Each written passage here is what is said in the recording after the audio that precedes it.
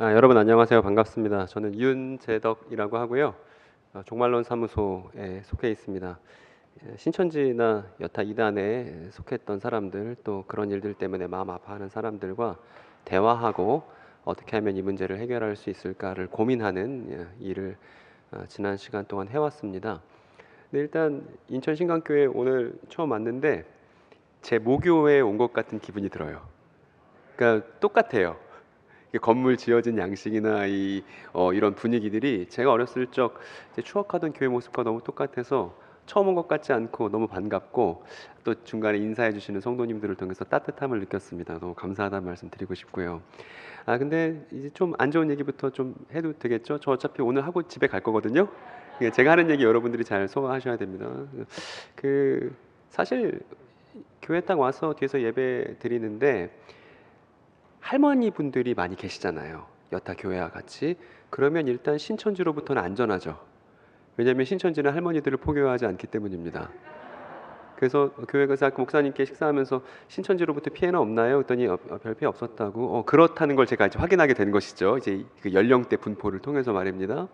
그래서 오늘 제가 하는 얘기는 이 교회의 실무를 담당하신 분들, 물론 다 들어야만 하는 얘기지만 특히 잘 오늘 내용을 반추하면서 곱씹어야 하시는 분들은 청년들, 그리고 이제 이 교회 실무를 맡으신 분들, 이 제가 오늘 하는 얘기를 잘 생각하셔야 됩니다. 왜냐하면 지금 우리가 속해 있는 조국 교회는 쇠락의 길을 걷고 있습니다. 여러분 맞죠?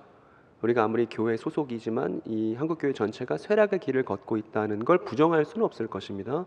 왜냐하면 지금 이 나라 전체가 탈종교화 현상을 겪고 있기 때문입니다. 더 이상 종교 단체를 통해서 뭔가 자신의 위안을 얻고 그 공동체에 속해야겠다는 생각들을 잘 안 하게 된 시대잖아요. 그래서 신천지도 쇠락하지만 어디도 쇠락하냐 하면 한국교회도 같이 쇠락해요.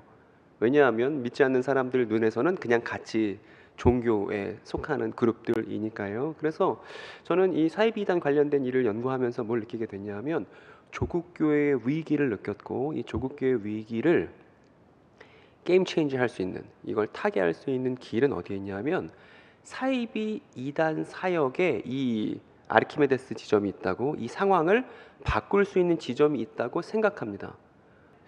여러분 저는 사실 오늘 와서 이거 되게 무서웠습니다. 여러분 만약에 신천지를 탈퇴하고 나서 그럼에도 불구하고 하나님을 찾고 싶어서 신광교회를 찾아온 사람이 여기에 앉아 있다고 가정을 해보세요. 근데 그 사람은 신천지 경험에 대해서 말할 수는 없어요. 왜냐하면 다른 사람들이 선입견을 갖고서 볼까봐. 그래서 마음 졸이면서 이 자리에 앉아 있는데 여기 이제 하얀 그 가면으로 이렇게 쓰인 걸 딱 보는 순간 마음이 어떻겠습니까? 정죄당하는 느낌 들지 않겠습니까? 어쨌든 여러분 이만희 씨가 죽고 나면 많은 사람들이 마음에 큰 어떤 절망을 안고서 삶의 희망을 잃어버린 그런 모습을 우리가 이 나라 도처에서 보게 될 것입니다. 저는 이 사람들을 위로할 수 있는 사람들이 마찬가지로 죄인이었으나 그리스도로부터 큰 사랑을 받아서 새롭게 거듭난 사람들 말고는 그 사람들을 위로할 수 있는 사람들이 없다고 생각해요. 그래서 이 인천 땅에서는 신광교회가 있으니까 여러분들이 그들을 위로할 준비를 해야 한다고 생각합니다. 그런데 지금 상황이 어떠냐면 이단 사역이라는 이름으로 이단들 이렇게 나빠요, 이단들 이렇게 무서워요, 이단들 이렇게 위험해요, 그러니까 그 사람들 멀리해야 돼요, 멀리해야 돼요, 멀리해야 돼요. 그렇게 여태까지 이단 사역을 해왔습니다. 근데 그 결과 뭐예요? 이단들이 오히려 더 커졌습니다. 왜냐하면 사이비 이단을 접한 사람들은 알아요. 이단은 무섭고 위험하고 경계해야 되는구나. 그런데 막상 만나보니까 사람들이 따뜻하거든요. 그러다 보니까 교회에서 들은 건 잘못된 건가 보다 라고 오히려 이단에게 신뢰를 갖게 되는 이유를 교회가 만드는 것이죠. 이런 정죄 중심의, 경계 중심의 이단 대처는 말입니다. 그래서 이런 식의 대처는 하등 도움이 안 되고 사이비 이단은 흥망성쇠를 반복해요. 잘 나가는 것 같지만 교주의 죽음과 동시에 쇠락의 길을 걷죠. 그러다가 또 신생 이단이 나타나죠. 또 이제 그게 크는 것 같지만 또 이제 쇠락하죠. 이걸 반복합니다. 그러는 와중에 상처 입은 사람들이 쏟아져 나올 때 한국 교회는 한 번도 그들을 위로할 생각을 해본 적이 없었습니다, 여러분. 여기 이제 권사님들 아실 거예요. 예전에 박태선 전도관 유명했잖아요. 엄청 컸잖아요. 그 소사 중심으로. 그런데 엄청 컸지만 지금은 축소됐죠. 그런데 없어졌어요? 안 없어졌어요? 안 없어졌어요. 그 전동관에서 이탈한 사람들이 장막성전이라고 또 과천에 큰 이단을 만들었습니다. 근데 그 장막성전을 탈퇴한 사람들이 또 뭘 만들었냐면 신천지를 만든 거예요. 그러니까 이게 이름만 달라질 뿐 자신의 마음을 어디 둘지 몰라서 갈팡질팡하는 우리의 이웃들이 사이비 이단을 만드는 마중물이 돼버린단 말입니다. 그리고 이거는 누구에게 책임이 있냐 하면 오늘날 교회의 책임이 있는 거예요. 그 잠깐 화면 한번 넘겨주시기 바랍니다. 좋아요. 제가 오늘 이것저것 그림을 준비했는데 여러분, 저는 목사도 아니고 이제는 전도사도 아닙니다. 제가 어린이 청소년들 가르치는 일을 10년간 해왔는데 지금은 교회에서도 나왔어요. 왜냐하면 사이비 이단 문제 때문에 힘들어하시는 분들을 만나려고 하니까 지역교회 사역을 제가 다 감당할 수가 없겠더라고요. 그래서 나와서 그걸 하고 있는데, 제가 어린이들을 가르치는 일을 주로 하다 보니 어린이들 보기 좋게 그림 그려서 만화처럼 설명하는 걸 여태까지 해왔거든요. 그래서 오늘 어르신들께도 그렇게 할 거예요. 그래서 이해하기 어렵진 않으실 거예요. 근데 한번 깊게 생각해 볼 내용이니까 오늘 본인이 알고 있는 것과 조금 다르더라도 화내지 마시고, 저 미워하지 마시고 잘 한번 생각해 주셨으면 좋겠습니다. 제가 구체적인 예시를 들어서 설명을 드릴게요. 이 친구 어떤 친구냐면 신천지에 몸담고 있는 여자 청년이에요. 여러분, 이 청년은 입시 제도를 거치면서 공부만 열심히, 엄마가 공부만 열심히 하면 된다고 하니까 공부만 열심히 했어요. 근데 마음속 깊이 이 세상에 대해서, 하나님에 대해서, 이 우주의 질서에 대해서, 진리에 대해서 질문이 있었지만 이 질문에 대해서 학교에서 대답을 얻을 수는 없잖아요. 그래서 이런 것들을 눌러놓고 열심히 그냥 공부만 하다가 대학생이 된 거예요. 그런데 어떤 사람들이 이 친구에게 접근을 해서 그 진리를 우리가 알고 있다고 그렇게 잘해주고 따뜻하게 친분을 쌓았습니다. 그래서 이 친구는 세상의 이치가 이러하구나라는 것을 마침내 깨달은 거예요. 어디서요? 신천지에서요. 근데 이 친구는 모태신앙 출신입니다. 아빠가 장로님이에요. 엄마가 권사님이에요. 그런데 교회에서조차 이런 얘기를 충분히 해본 적이 없기 때문에 그런 신천지의 접근에 속수무책이었다는 거예요. 그래서 사이비 이단 사역은 특수 사역이 아니고요, 교회 교육을 통해서 해결해야 하는 일입니다. 1년에 한 번 세미나를 한다거나 내지는 우리 이단 특별 주간입니다 해서 해결할 게 아니고, 교회 교육을 유치부부터 이제 청년부에 이르기까지 교회 교육을 어떻게 해야 하는지의 문제가 이 사이비 이단 문제와 직결되어 있다는 것입니다. 그러니까 저를 부르면 안 돼요. 저를 부르지 말고 실무자들을 모아서 오늘 우리가 이 주일학교 교육을 어떻게 할 것인지를 다시 총체적으로 반성해야 합니다.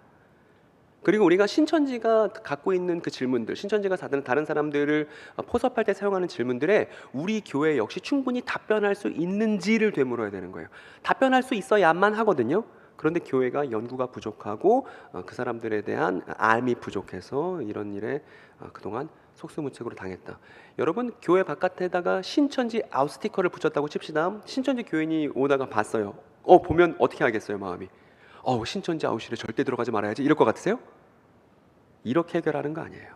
그 스티커로 해결하는 거 아니에요. 뭐로 해결한다고요? 교회 교육으로 해결하는 거라고요. 그래서 저는 교회 교육에 대한 제가 갖고 있는 패러다임을 여기에 전달하려고 하는 거예요. 그래서 신천지 나쁜 얘기, 신천지 위험한 얘기, 그런 거 별로 안 할 겁니다. 그런 거 보려면 나는 신이다 보면 되죠. 그런 거 보면 그것이 알고 싶다 보면 됩니다. 교회에서 할 일은 우리가 누구인지, 우리가 어떤 이야기를 갖고 있는지를 더 열심히 충실하게 그것에 천착하는 것이 교회가 해야 될 일이지, 사이비 이단 비리 캐고 나쁜 거 다 말하고 이런 건 이미 다 언론에서 열심히 하고 있습니다. 저 방송실 죄송한데 제 얼굴을 지워주세요. 제가 좀 불편해서 제 얼굴 많이 보거든요, 집에서. 어쨌든 여러분, 저 친구에 대한 얘기를 좀 하고 싶은데, 제가 많은 신천지 경험한 청년들을 만나보니 유감스럽게도 저 청년들은 생각의 감옥에 갇혀 있더라고요. 생각의 감옥, 그것도 자발적으로 갇혀 있더라고요. 그 감옥이 어떤 것인지 보니까 성경을 어떻게 이해하는지에 관한 것이었습니다.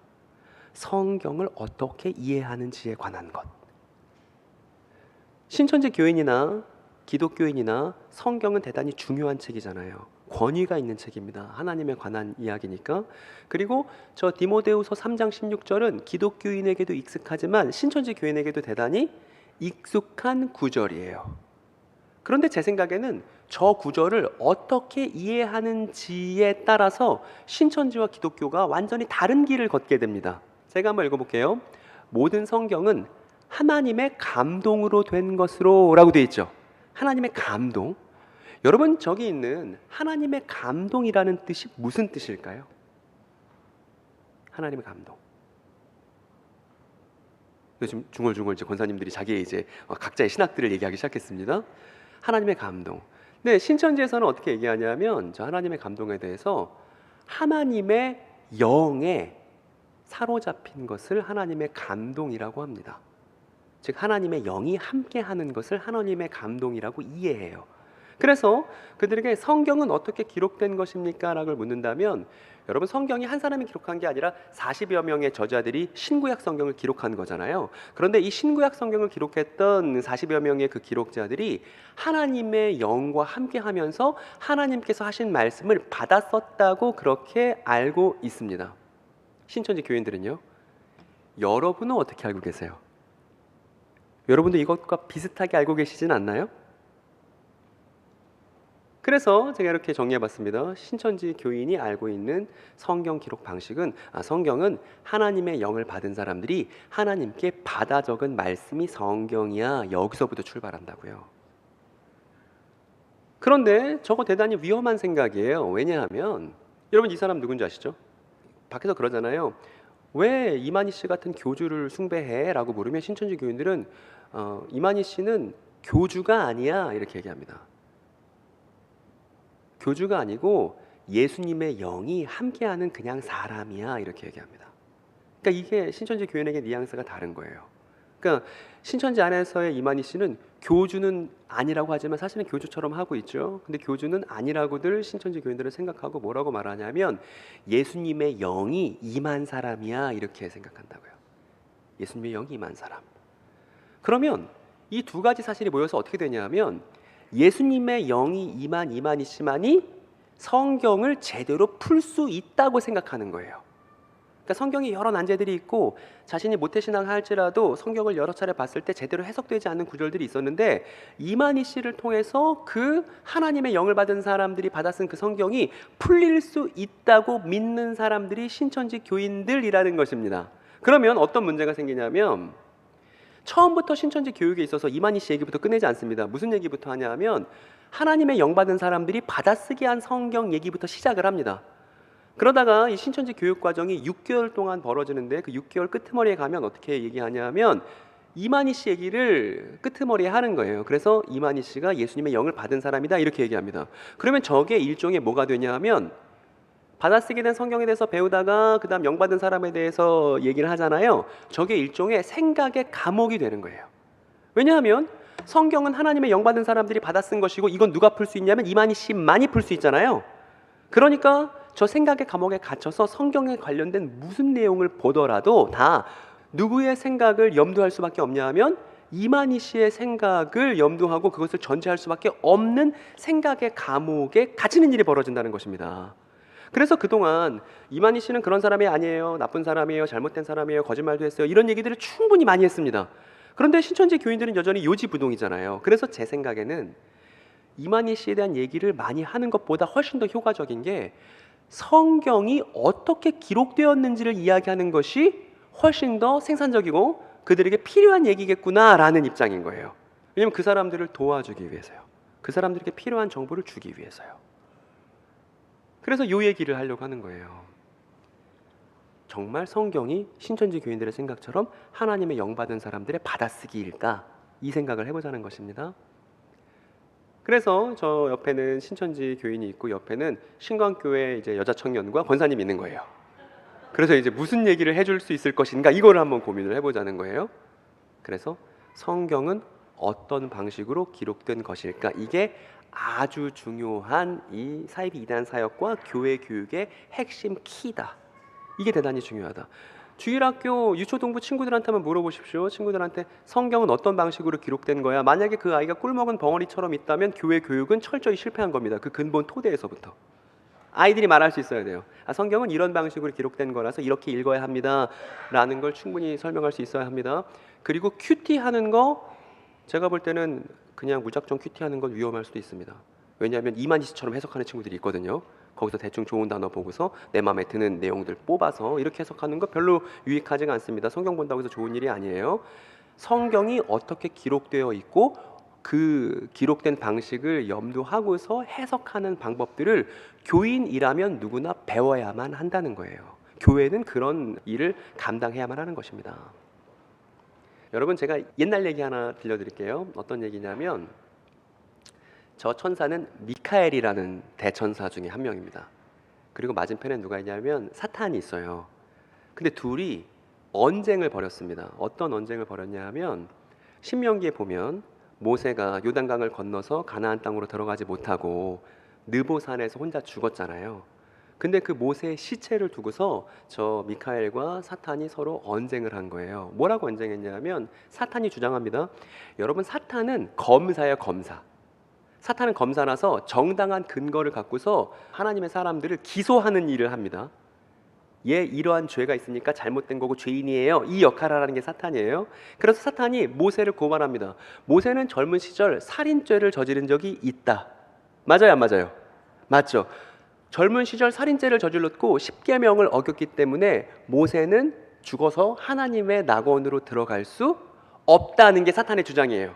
타당해요, 안 타당해요? 얼핏 들으니까 타당한 것 같잖아요. 근데 미카엘은 아니라고. 모세는 하나님과 함께 있어야 한다고. 그래서 모세의 시신을 어떻게 할지 두고서 저 두 천사가 논쟁을 벌였다는 거예요. 모세 시체를 두고.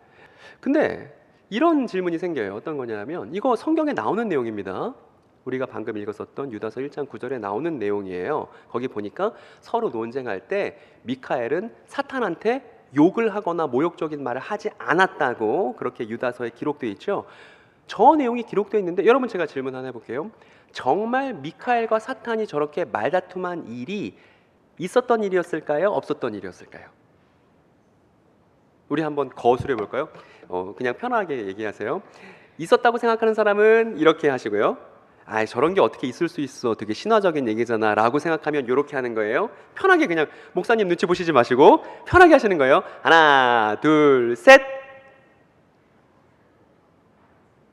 대부분 이제 믿음 좋게 이건 분명히 사건이 있었을 거라고 이렇게 말씀하셨습니다. 그래요. 여러분, 성경은 진실한 책이죠. 여기 저도 아멘이고 여러분도 아멘이에요. 대한민국 모든 교회가 아멘일 겁니다. 성경이 진실한 책이 아니라면 우리가 볼 이유가 없겠죠. 근데 성경이 진실하다는 것과 성경 안에 있는 모든 내용들이 다 사건이었는지는 좀 다른 문제입니다. 이걸 우리가 구별할 줄 알아야 돼요. 왜냐하면 저 이야기, 미카엘과 사탄이 논쟁했던 이야기에 대해서 오리게누스라는 아주 교회 초창기에 성경 교사가 우리에게 전해주는 얘기가 있습니다.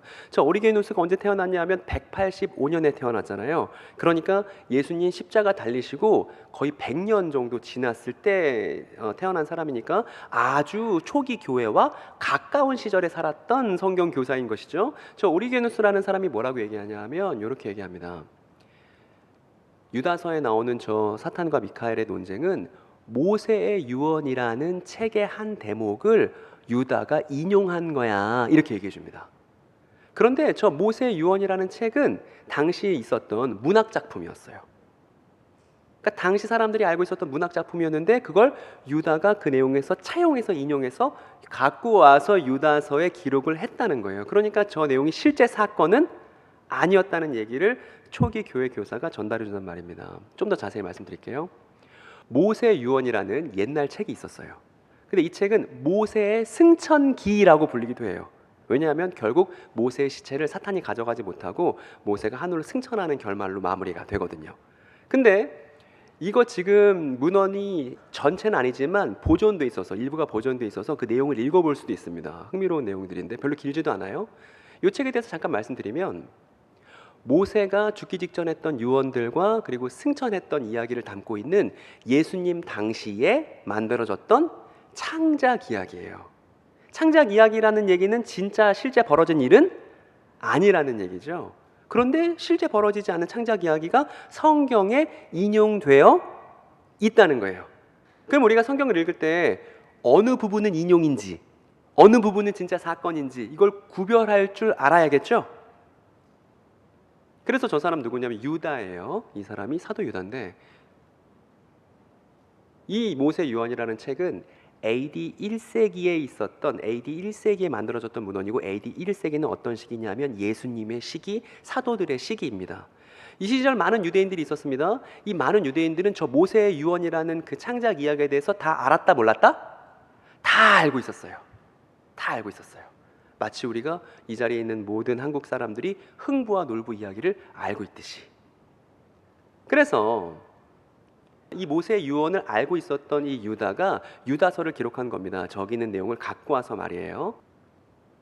잠깐 사도 유다라는 사람에 대해서 우리가 정리를 해보면 유다인데 가룟 유다 아니에요. 제가 유다 그런다고 해서 가룟 유다 아닙니다. 이 사람은 유다서를 기록한 사도 유다인데 예수님의 동생인 야고보의 동생이에요. 그래서 예수님과는 친족 관계죠. 그리고 이 사람 뭐라고 부르기도 하냐면 다데오라고 부르기도 해요. 다데오. 그리고 신천지에 다데오 지파라고 있습니다. 근데 제가 어제 만났던 신천지 교인분들은 다데오가 유다인 줄 몰랐다고 얘기를 하시더라고요. 그만큼 성경을 꼼꼼하게 읽어본 적 없이 신천지에 남아있는 경우들이 허다하다는 것입니다. 그 사람들에게 올바른 정보를 제공해야만 하는 생각이 더욱더 들더라고요. 그리고 유다서를 기록한 사도 유다. 여러분, 그러면 사도 유다는 그 모세 유언 이야기, 그것을 왜 인용했을까요? 아니, 이 교회 40여 년의 전통과 역사가 있는 교회인데 유다서 한번 제대로 안 읽어보셨습니까? 이건 안 되는 거예요, 여러분. 꼼꼼하게 읽을 필요가 있습니다. 여러분, 그 사도 유다 시절 어떤 일이 벌어졌냐면 교회에 거짓 교사들이 교회에 몰래 잠입한 일들이 있었습니다.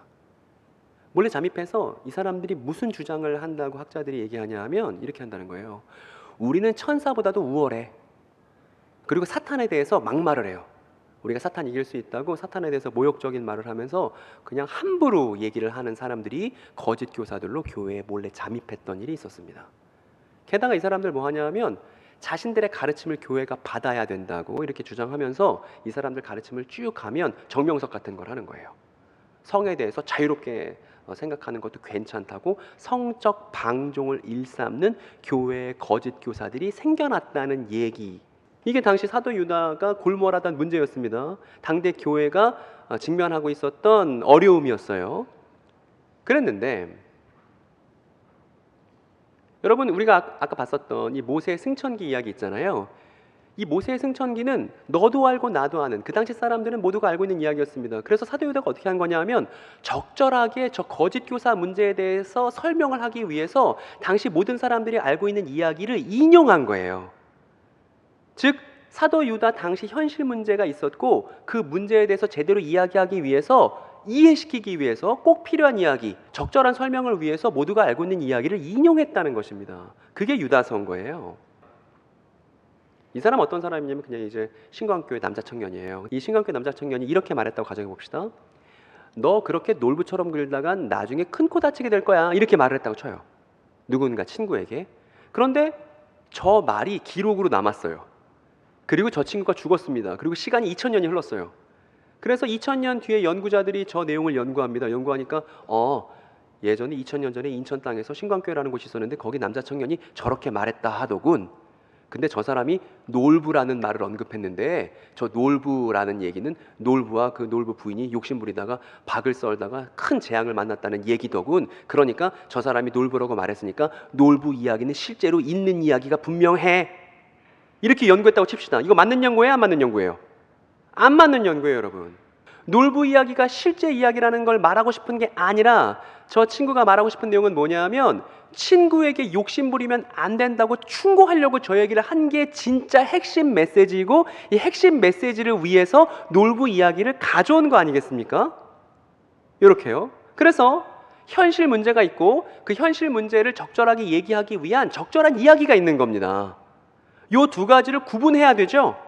근데 뭘 볼 때도 이렇게 해야 되냐면 우리가 사도들의 편지들을 볼 때, 성경을 볼 때도 저 두 가지를 구분할 줄 알아야 성경을 오해하지 않는다는 거예요, 여러분. 이거는 성경 읽기의 기본이거든요. 성경이 이런 방식으로 쓰였다는 것입니다. 즉 하나님의 감동으로 성경이 기록되었다고 했을 때 그 하나님의 감동은 인간적인 문화, 인간적인 역사, 인간적인 상황, 당대 이야기를 부정하지 않아요. 그런 것들을 포함하는 것이 하나님의 감동인 것입니다. 그래서 성경을 읽을 땐 당대 역사와 문화를 연구하는 게 아주 필수적인 거예요. 대한민국에 존재하는 모든 이단들은 성경을 연구할 때, 성경을 읽어낼 때 당대 역사와 문화를 다 빼뜨리고 사이비 이단 교주의 입장에 따라서만 성경을 읽습니다. 이게 문제인 거예요. 그런데 더 심각한 문제는 교회도 성경을 읽을 때 당시 역사와 문화에 관심 없이 교인 개인의 입장 내지는 목회자의 입장에서 성경을 읽는 경우들이 너무나 많았다는 것입니다. 그러니까 제가 볼 때는 이 잘못된 토대를 두고 있다는 문제에 있어서는 양쪽 다 이 나쁜 읽기를 공유하고 있다는 것입니다. 이 문제부터 해결을 해야 돼요. 그래서 유다서도 마찬가지입니다. 그 당시 거짓 교사라는 현실 문제가 있고, 그리고 이 현실 문제를 얘기하기 위해서 적절한 당시 이야기를 사용했다는 것입니다.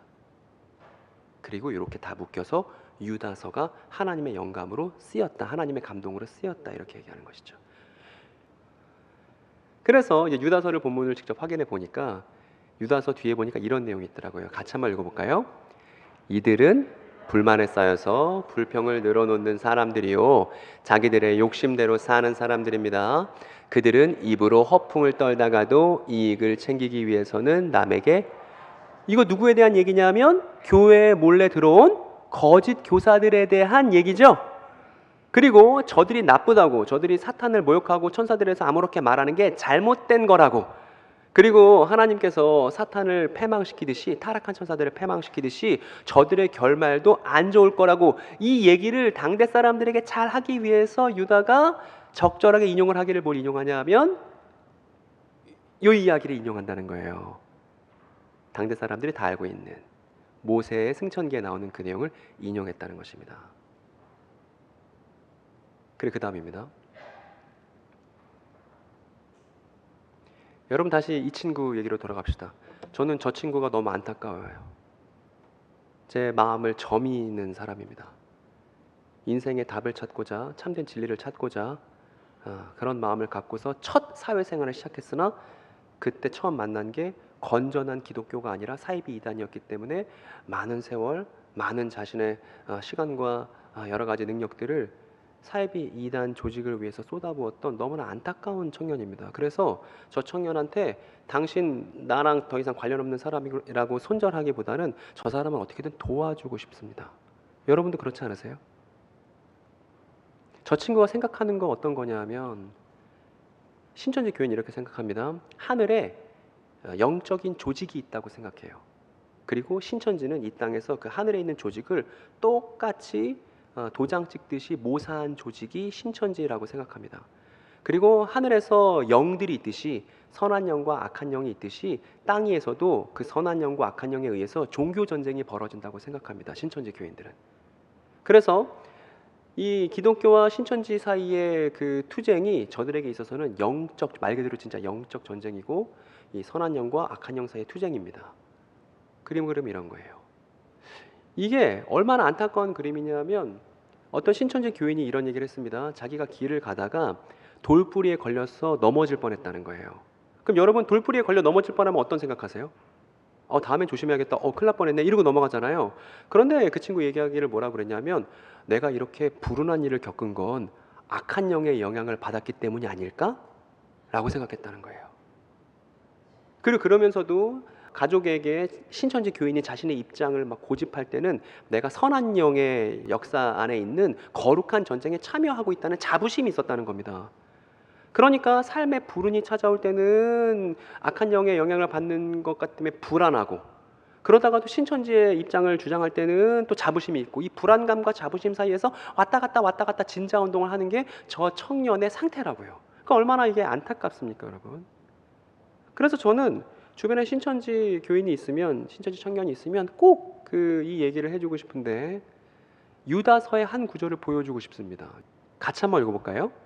또 그는 자기들의 통치 영역에 머물지 않고 그 거처를 떠난 천사들을 그 큰 날의 심판에 붙이시려고 영원한 사슬로 매어서 어둠에, 여러분 잘 보세요. 여기 보면 타락한 천사들에 대한 얘기가 나오죠.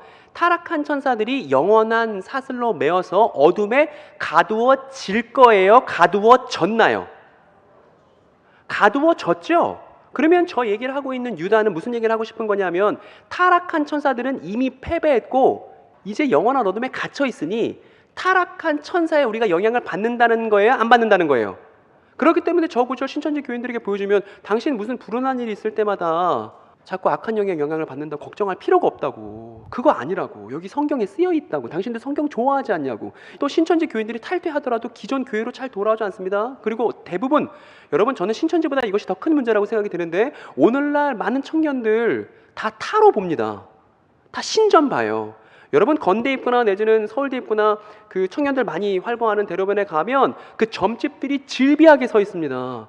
자신의 미래에 대해서 갈피를 못 잡고 불안해하는 청년들이 자신의 재물운에 대해서 연애운에 대해서 누구를 얘기를 듣냐면 그 카드 뒤집어서 설명해주는 사람들 말을 경청합니다. 그것도 돈까지 내고요.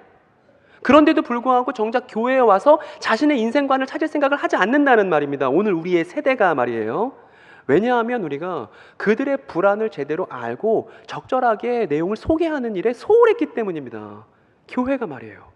그러니까 사이비 이단을 손가락질할 때 이 문제는 교회가 얼마나 잘못했는지를 반성하고 돌아보지 않으면 이 문제는 해결할 수가 없는 것이다라고 단언할 수 있습니다.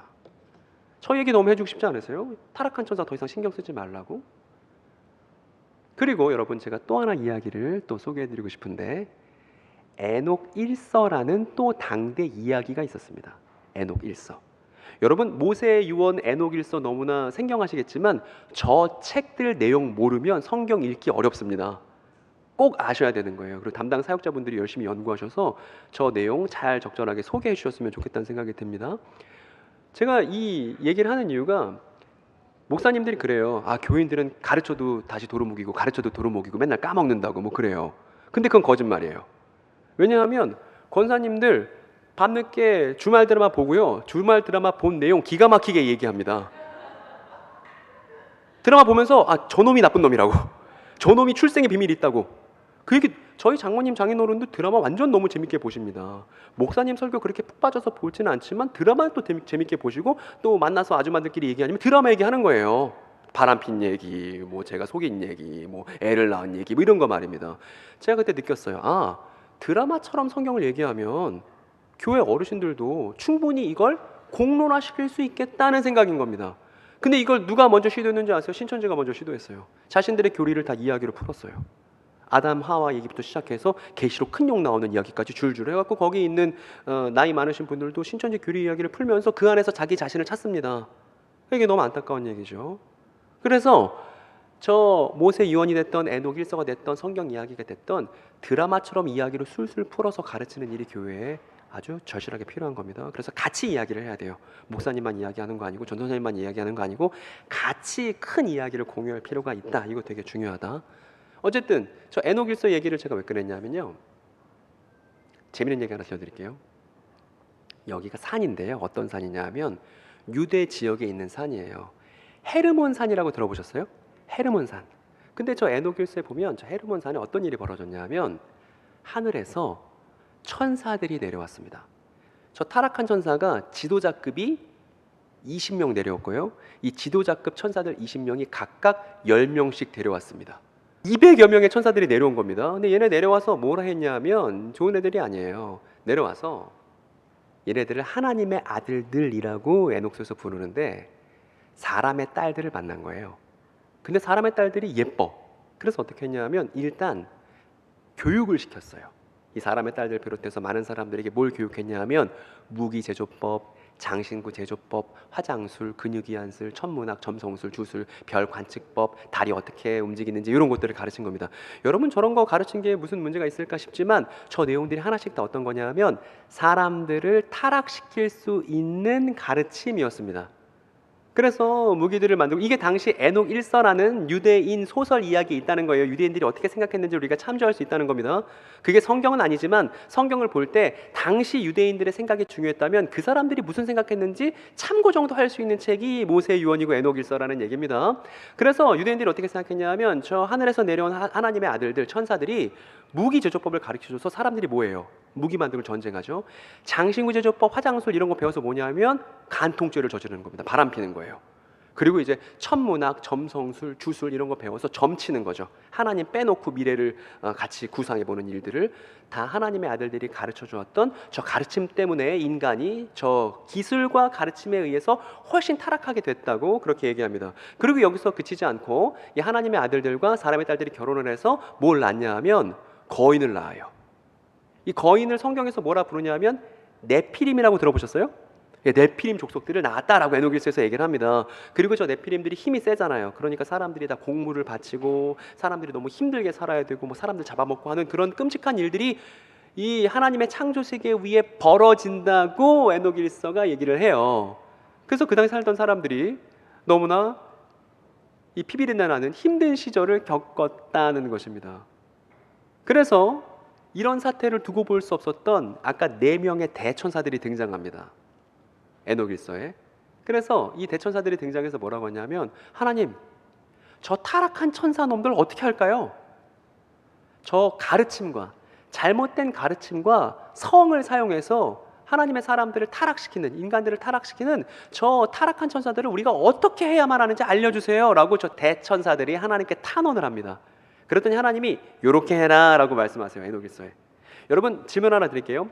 에녹일서가 먼저 쓰였을까요? 신약 성경이 먼저 쓰였을까요? 에녹일서가 200년 먼저 쓰였습니다. 그러니까 신약 성경보다 훨씬 더 먼저 있었던 내용인 거예요. 저 내용들이.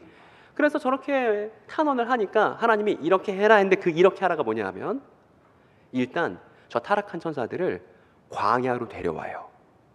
그리고 광야에다가 구덩이를 팝니다. 근데 이 구덩이가 밑바닥이 없는 구덩이에요. 그래서 이거를 번역을 어떻게 했냐면 무저갱이라고 번역을 했습니다. 밑바닥이 없는 구덩이. 저기다가 저 타락한 천사들이 일단 뭐 하냐면 결박해요. 사슬로 결박해서 얘네들을 저 밑바닥이 없는 구덩이에다가 이렇게 해서 이렇게 하는 거죠. 그리고 못 나오게끔 뾰족뾰족한 바위로 여기를 덮어버립니다. 요 얘기가 어디 나오냐면 에녹서에 나와요. 그리고 나서 이 에녹일서 다음에 어떤 스토리가 연결되냐면 요 스토리가 나오는 거예요. 무슨 스토리게요? 노아의 방주 스토리가 그 다음 나오는 겁니다. 요 이야기, 에녹일서에 나오는 이야기를 당대 유대인들은 다 알고 있었습니다. 다 알고 있었어요. 그래서 유다서에 보니까 여러분 이거 보세요. 타락한 천사들을 큰 날의 심판에 붙이시려고 영원한 사슬로 메어서 어둠에 가둬두셨습니다라고 유다서에 쓰여 있습니다. 저거 말할 때 유다의 머릿속에 무슨 이야기가 있었을까요? 에녹일서 이야기를 유다가 알아요, 몰라요? 알아요. 아니까 저거를 쓸 때 에녹일서 스타일로 말한 거라고요. 그러니까 저거저거 우리가 보고서 지금 에녹일서처럼 타락한 천사들이 심판을 받았고 우리가 타락한 천사들을 이겼고 더 이상 타락한 천사의 영향을 받지 않는다는 얘기를 하고 싶은 거구나, 이렇게 우리가 잘 이해를 해야 된다는 것입니다. 저걸 말했었던 기록자의 의도를 파악해야 된다는 거예요. 성경이기 때문에 그 안에 있는 게 모든 게 사건이고 사실이다, 그렇게 읽는 건 초보적인 읽기입니다. 그 정도 읽어갖고 사이비 이다는 건 논쟁할 수도 없어요. 성경 읽기는 그 기록자들의 의도와 기록자들이 인용한 이야기를 잘 구분하는 것이 너무나 중요하다는 얘기입니다. 그리고 이 사람 누구냐? 베드로예요. 베드로. 근데 베드로도 이렇게 얘기합니다. 제가 읽어볼게요. 하나님께서는 죄를 지은 천사들을 아끼지 않으시고 타르타로스라는 곳에 던져, 저게 무저갱이라는 뜻이거든요. 저 가장 밑바닥에 있는 타르타로스에 던져서 사슬로 묶어서 심판 때까지 어두움 속에 있게 하셨습니다 라고 베드로도 얘기합니다. 그럼 여러분 베드로 지금 무슨 생각하는 거죠? 그렇죠. 그 얘기를 듣고 싶은 거예요. 이거라고요. 당시 있었던 이야기를 갖고 와서 설명하는 거예요. 뭐라 설명하는 거냐면 타락한 천사들은 더 이상 활개칠 수 없어, 이 얘기를 하고 싶어서 당대 다른 사람들이 다 알고 있는 드라마를 인용하듯이 이 얘기를 전달하고 있다는 것입니다.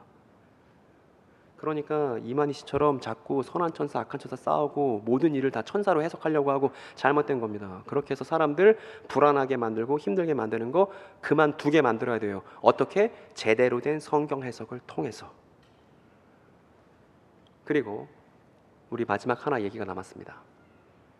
제가 오늘 모세의 유언 이야기와 에녹일서를 잠깐 소개해드렸습니다. 여러분 저 내용들은 검색만 해봐도 다 확인할 수가 있는, 다 알려진 얘기들입니다.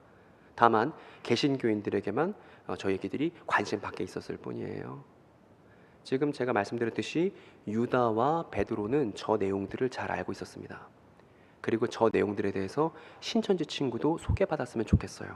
누구를 통해서? 교회를 통해서. 그리고 이 친구 얘기를 좀 더 했으면 좋겠는데, 제가 요 강의 내용을 준비해서 신천지 탈퇴한 친구들에게 먼저 보여줬어요. 그래서 이 내용을 만약에 신천지 교인들에게 들려주면 어떻게 반응할 것 같아? 라고 미리 한번 점검을 해봤습니다. 했더니 그 친구가 이렇게 말하는 거예요. 이렇게 말할 거라고. 어차피 유다서나 베드로 후서는 요한계시록 아니잖아요. 저한테는 요한계시록이 제일 중요해서 요한계시록 얘기 안 하면 다 필요 없어요. 이렇게 얘기할 거라는 거예요. 근데 저는 저렇게 얘기해 주는 게 반갑더라고요. 왜냐하면, 왜 반가웠냐 하면, 저렇게 만약에 반응한다면 유다서 얘기하다가 또 요한계시록 얘기할 수 있잖아. 성경 얘기 더 할 수 있잖아요. 그래서 너무 제가 신났습니다. 이 사람 누구냐면 요한계시록을 쓴 사도 요한이에요. 근데 요한계시록을 쭉 읽다 보니까 어떤 구절이 있냐 하면 이런 구절이 있습니다. 제가 읽어볼게요.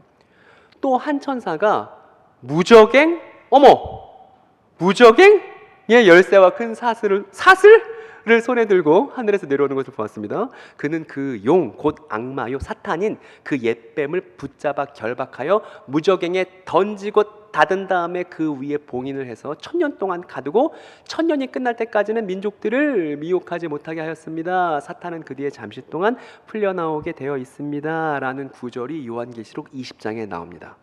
여러분, 근데 우리 그동안 학습한 결과가 있죠? 우리가 그동안 배웠던 걸 토대로 저구저구 딱 읽으니까 여러분 또 머릿속에 반짝 떠오르는 이야기 없어요? 뭐랑 비슷해요? 우리가 앞에서 봤었던 타락한 천사들을 결박했었던 에녹일서랑 내용이 아주 비슷하죠? 그러니까 사도 요한도 저 내용을 쓸 때 무슨 생각한 거냐 하면, 저 사탄을 붙잡아 결박해서 무적eng에 던지고 닫은 다음에 가두어 놨다, 이 얘기는 뭐냐면 에녹일서랑 관련이 있는 거예요. 그러면 무슨 내용인지 우리가 생각을 해봅시다. 그러니까 오늘 또 소개했어요. 이 모세 유언과 에녹일서와 요한계시록이 긴밀한 관련이 있다. 다 똑같은 시대에 있었던 이야기들이다. 여러분, 성경이 우리가 알고 있는 신약성경 27권으로 묶인 건 예수님이 십자가 지시고 나서 300년이 지난 다음에 묶인 거예요. 그러니까 저 당시 살던 사람들에게는 신약성경이 성경으로 묶인 적은 아직 없는 거예요. 다양한 문헌들을 서로 교회들이 돌려봤을 뿐 아직 우리 27권만 딱 성경이라고 정하자는 내용이 아직 얘기되지 않았을 때 시절이 이 얘기이기 때문에 저런 내용들을 충분히 당대 활용할 수 있었던 것입니다. 그래서 아마 이렇게 질문하는 친구들이 많을 거예요. 교회 안에서도 많더라고요. 청년들 중에. 만약에 제가 말할 겁니다. 사탄은 타락한 천사라서 이미 예수님을 통해서 결박됐어. 그러니까 사탄 신경 쓰지 마. 사탄이 중요한 게 아니야. 우리가 서로 사랑하고 그리스도의 뜻에 따를 때 사탄은 우리의 발 아래에 있어. 우리는 사탄을 이미 이겼어. 아까 우리 마귀들과 싸울지라 노래 불렀잖아요. 안 싸워도 돼요. 왜요? 이미 예수께서 사탄을 이기셨기 때문에 우리는 이미 이긴 승리를 누리는 것이지 않습니까? 그렇기 때문에 타락한 천사들이 다 결박된 것처럼 그 타락한 천사들 중에 누구도 있는 거예요. 사탄도 타락한 천사들 중에 하나인 거예요. 그러니까 사탄이 이미 패배했다는 그 기쁨의 승리의 소식이 교회를 통해서 선언되어야 된다는 것입니다. 그래서 제가 사탄이 이미 결박됐어 라고 말했습니다. 그랬더니 신천지 친구가 이렇게 말해요. 아니, 지금 사탄이 결박돼 있으면 전 세계에 왜 이렇게 악한 일들이 벌어져요? 이런 얘기예요. 여러분, 근데 아까 기억나세요? 타락한 천사들이 결박되더라도 지상에 남아있는 게 있죠.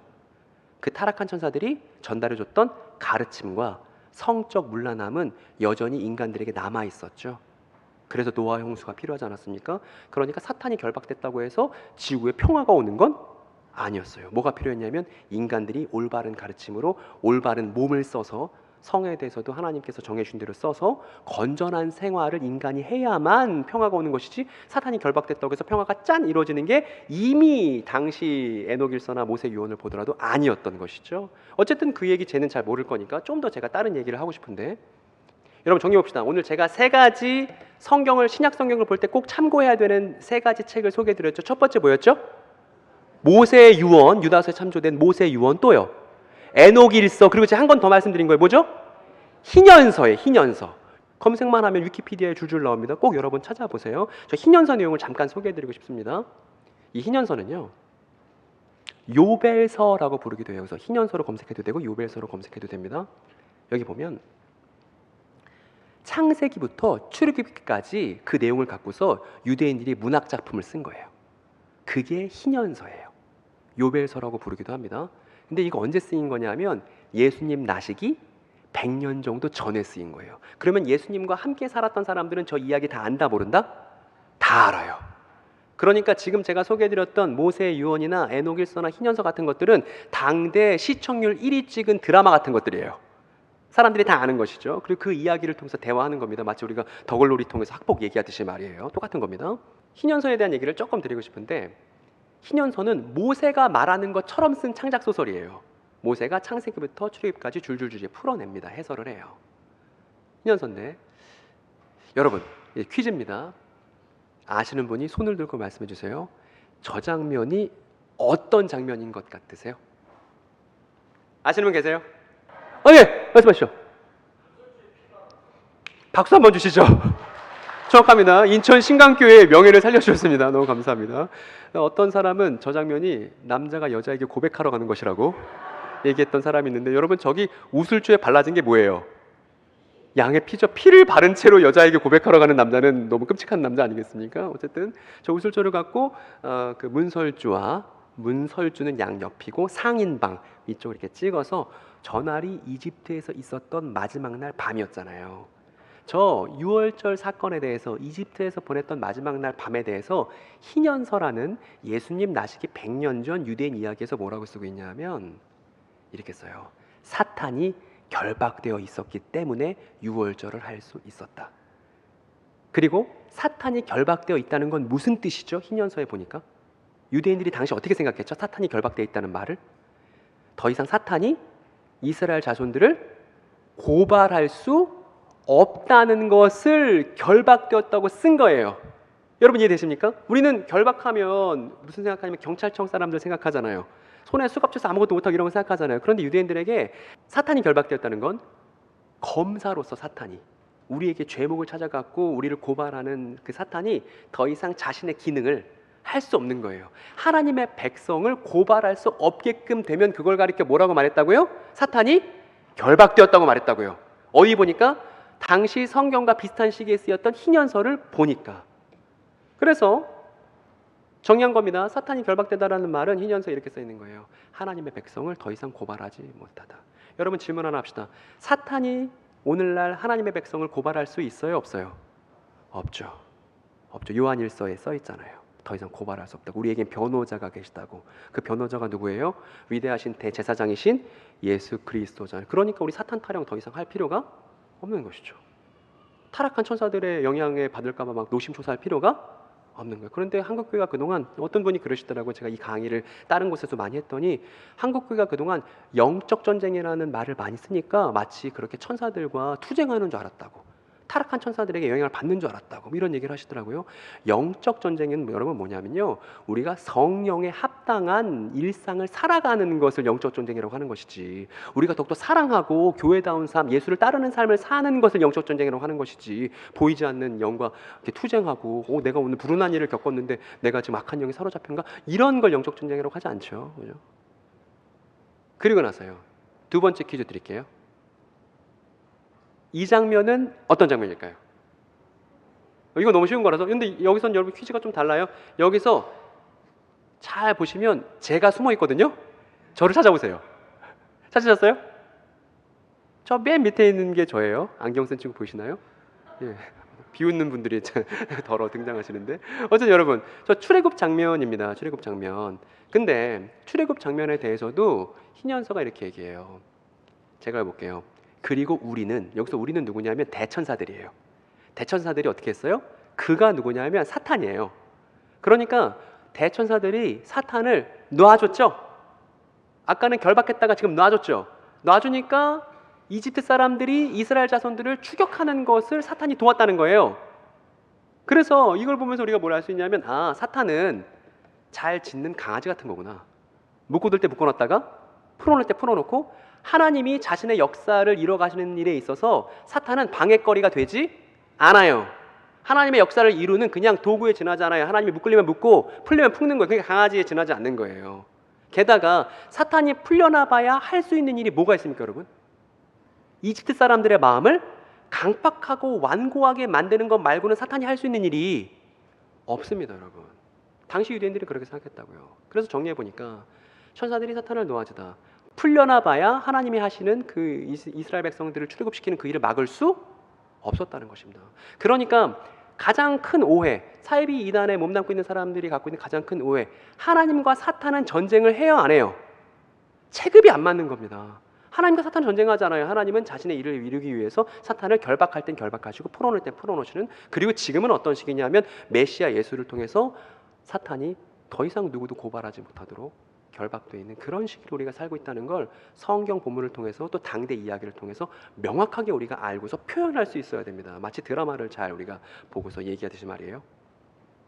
그래서 정의를 해보니 여기 1000년 동안 가두어두고 1000년 끝난 날까지는 민족들을 미혹하지 못하게 했습니다. 이렇게 써 있습니다. 사탄이 결박되면 더 이상 민족들을 미혹하지 못하는 거예요. 여러분 질문 하나 합시다. 지금 전 세계 사람들 중에서 예수님께 나와 하나님이 백성이 되는 사람들이 생겨나고 있나요? 없나요? 있죠. 지금 유대인뿐만 아니라 모든 민족들 안에서 예수 그리스도를 통해서 하나님께 나올 수 있는 일들이, 그래서 거듭나서 하나님의 백성이 되는 일들이 지금도 생기고 있죠. 만약에 이거를 말한다면 유대인들의 표현대로 뭐라고 할 거냐면 사탄이 결박되어 있어야만 이 일이 가능한 것이죠. 그러니까 지금 사탄이 결박되어 있어서 전 세계 사람들을 고발할 수 없고, 그렇기 때문에 고발할 수 없는 모든 민족들에서 하나님의 백성으로 모든 민족이 예배하러 찬양하러 나오고 있는 오늘이라는 것입니다. 그러니까 저 요한계시록 20장 저 구절은 사탄 풀려나면 큰일 나니까 두려워해라 이런 구절이 아니라, 이미 사탄은 결박되었고 아무것도 아니니까 우리는 우리의 일을 해야 한다, 예수 그리스도의 승리를 표명하는 구절이 저 요한계시록 20장인 거예요. 근데 저 요한계시록 20장 가지고 사람들 엄청 겁을 줘서 불안하게 만들고 자기 말만 듣게끔 만드는 사람들이 오늘날도 대한민국 안에서 성행하고 있고, 이걸 해외에 수출까지 하고 있습니다. 지금 대한민국 주요 이단들의 해외에 수출하고 있잖아요. 지금 이게 얼마나 통탄할 일이 아닐 수 없습니다. 메시아 예수의 승리를 말하고 있는 본문이다. 어떻게 이걸 알 수 있습니까? 당대 유대인들의 문화로 들어가 보니까 그게 명약관하게 드러나더라. 그래서 정리해 보니까 사탄이 결박되다라는 건 하나님의 백성을 더 이상 고발하지 못한다는 의미예요. 여러분 꼭 기억해 두시기 바랍니다. 그리고 뒤에 보니까 사탄은 그 뒤에 잠시 동안 풀려나오게 되어 있습니다 라고 되어 있죠. 여러분 무서우세요? 무서우세요? 좀 있으면 사탄이 풀려나오는데 그럼 어떡하지? 3차 세계대전이 벌어지는 거 아닌가? 뭐 이러세요? 아니죠. 풀려나봐야 뭐예요? 풀려나봐야 이제 출애굽할 때 이스라엘 백성들 뒤쫓는 역할, 악한 역할 맡는 거 아니에요. 그러니까 저게 무슨 걱정되는 구절이겠습니까? 유대인들에게. 오히려 풀려나봐야 쥐뿔 아무것도 아니구만 이거죠. 그래서 요것도 정리한 겁니다. 천사들이 사탄을 놓아주다, 이건 풀려나봐야 뭐 하겠어. 그러니까 우리는 사탄 두려워할 게 아니고 메시아 예수를 따르는 일에만 충성을 다하는 것입니다. 이게 우리의 싸움이고 이게 우리가 해야 나가야 될 우리의 그리스도인다운 삶인 것이죠. 그래서 오늘 내용이 다 끝났습니다, 여러분. 근데 제가 지금 1시간 동안 길게 복잡하게 설명했잖아요. 근데 제가 길게 복잡하게 설명한 걸 우리 예수님은 4줄로 끝내시더라고요. 여러분 같이 읽읍시다. 지금은 이 세상이 심판을 받을 때이다. 이제는 이 세상의 통치자가 쫓겨날 것이다. 내가 땅에서 들려서 올라갈 때에 나는 모든 사람을,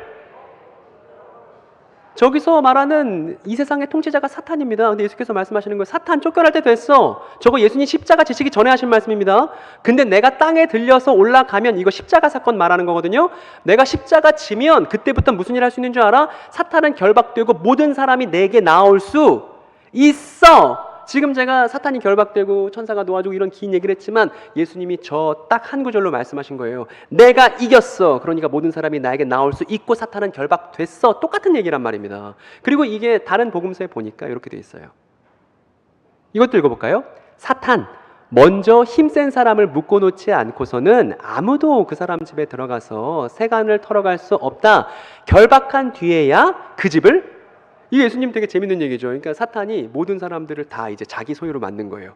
그런데 예수님이 강도죠. 그 집에 들어가서 그 집 주인인 사탄을 어떻게 해요? 결박시켜놔요. 그랬더니 사탄이 인질로 삼고 있었던 사람들을 다 예수님이 털어갈 수 있다 이 말인 거잖아요. 그러면 전 세계 사람들이 이제 예수님의 소유로 나오고 있다면 지금 사탄은 어떻게 된 상태죠? 결박되어 있는 상태잖아요. 근데 지금은 열심히 또 신천지 교인들이 사탄을 결박시키기 위해서 싸우고 있다고 본인들 생각합니다.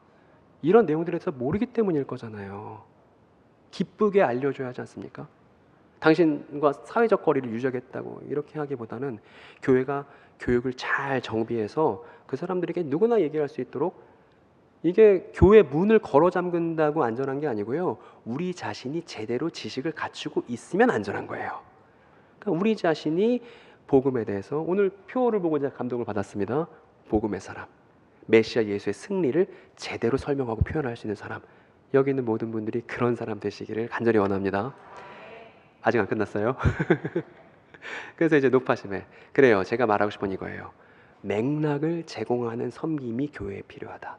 제가 오늘 에녹 일서니 모세 유언이니 알면 그만인 내용들, 희년선이 쭉 말씀드렸잖아요. 당대 유대인들의 삶을 들여다보니까 성경 본문의 의미가 잘 드러나더라. 이게 오늘 결론이잖아요. 그런데 이 맥락을 몰라서, 당대 유대인들의 문화와 삶을 몰라서 성경을 자기 멋대로 해석하는 사람들이 너무 많으니, 성경이 제대로 해석될 수 있는 맥락을 제공하는 일을 오늘날 21세기 교회가 감당하자는 것입니다. 그래서 저 문제 처음으로 돌아왔습니다. 성경은 어떤 방식으로 기록된 것인가? 이게 아주 중요하다. 하나님께서는 당대 유대인의 역사와 문화를 충실하게 사용하셔서 성경 기록자들이 성경을 기록하도록 하셨다는 것입니다. 우리가 하나님의 영감으로 성경이 기록됐다, 하나님의 감동으로 기록됐다, 그 감동과 영감은 우리의 인간적인 면모나 우리의 일상을 배제하지 않는다는 거예요. 오히려 그런 것들을 포함한다는 것입니다. 그리고 생각해보면 지금 제가 말씀드린 이 성경 기록 방법, 인간적인, 문화적인, 역사적인 것들을 충분히 사용하셔서 성경을 기록하셨다는 게 뭐에도 잘 걸맞냐 하면 예수의 성육신에도 걸맞잖아요. 그분은 완전한 하나님이시자 완전한 인간이시잖아요. 그러니까 인간적인 요소를 배제해야만 성경을 읽을 수 있다? 안 그래요. 오히려 반대로 해요. 우리는 유대인의 역사를 공부하고 유대인의 문화를 공부하고 그들이 글을 어떻게 썼는지, 당시 사도들이 어떤 의도로 글을 기록했는지를 잘 연구해야 성경 본문을 시원하게 알 수 있다는 것입니다. 제가 주변에서 많은 권사님들 만나면 교회 생활 30년 40년 오래 했는데도 여전히 성경이 깜깜하다, 성경 보면 무슨 얘기하는지 모르겠다, 성경만 피면 졸리다, 이런 권사님들 너무 많아요. 근데 그거는 내가 머리가 나빠서 그래, 아니에요. 머리가 나빠서 그런 게 아니라 에녹 일서를 몰라서 그래요. 이것만 알면 어렵지 않은 거였어요, 여러분. 어제 만났던 신천지 탈퇴자분이 그러더라고요. 탈퇴하고 나서 교회에 갔대요. 그래서 교회에서 성경 공부를 이제 하자고 하길래 교회 성경 공부를 했대요. 근데 교회 성경 공부 이미 자기가 다 아는 거라서 너무 심심했대요. 근데 제가 이 내용 에녹 일서 얘기하니까 모르는 내용이잖아요. 그 신선한 내용에 너무 좋아하시더라고요. 아마 사역자분들 아실 겁니다. 제가 지금 중간기 문헌에 대한 얘기를 한 겁니다. 중간기 문헌. 그래서 교회들에서 중간기 문헌을 통해서 신약 성경을 깊이 있게 보는 일이 지금 너무나 이 사이비 이단 문제나 차세대 교회를 위해서 절실하게 필요하다는 얘기를, 이렇게 여태까지 했던 얘기를 요약할 수 있습니다. 중간기 문헌에 대한 연구가 지금 아주 가열차게 벌어지고 있고, 이게 일선 지역교회 안에서도 교인들에게 잘 전달될 필요가 있다는 걸 사역자분들께 꼭 말씀드리고 싶습니다. 그래서 이제 오늘 정리하고 끝낼 거예요. 오늘 내용 정리. 다 같이 웃고 있잖아요. 이제 신강교회 권사님과 이제 청년과 이제 신천지 교인이 진실을 깨닫고 이제 웃고 있는 장면을 상상하면서 오늘 내용을 정리해 보도록 하겠습니다. 여러분들이 읽어주세요. 그래요. 그 얘기입니다. 성경 기록 방식을 마치 하나님의 영받은 사람들이 당시 문화와 역사는 상관없이 으드드드 해서 받아 적었다고 생각합니다. 근데 전혀 그렇지 않다는 걸 제가 증명해 드렸죠. 그리고 두 번째입니다.